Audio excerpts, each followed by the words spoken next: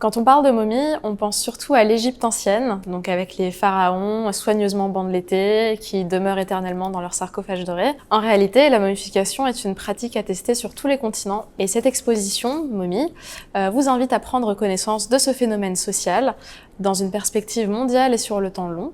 L'exposition commence avec une introduction sur la figure de la momie dans l'imaginaire collectif.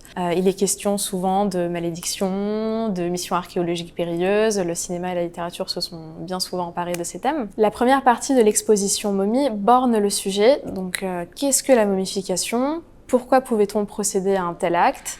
Et qui était concerné? La deuxième partie de l'exposition s'interroge sur le comment de la momification. Il existe plusieurs façons de momifier qui varient d'une culture à une autre. Nous avons tous connaissance des rites égyptiens, mais nous présentons également les rituels funéraires guanches aux Canaries ou encore ceux des Marquisiens aux îles Marquises.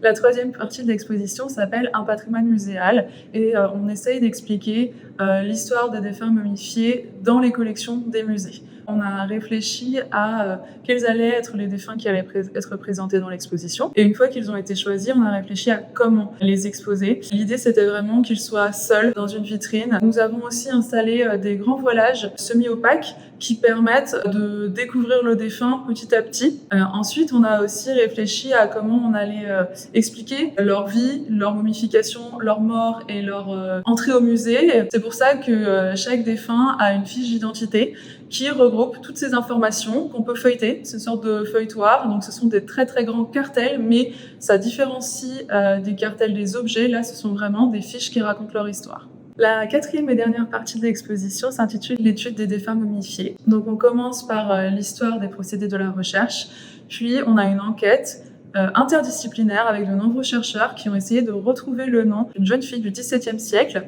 retrouvée à Strasbourg, pour laquelle malheureusement nous n'avons pas encore son nom, mais il y a une grande étude qui est en cours à ce sujet. Puis nous concluons l'exposition avec une urne dans laquelle les visiteurs peuvent apporter leur ressenti par rapport à cette rencontre avec les défunts momifiés. Et voilà, venez nombreux jusqu'au 25 mai 2026.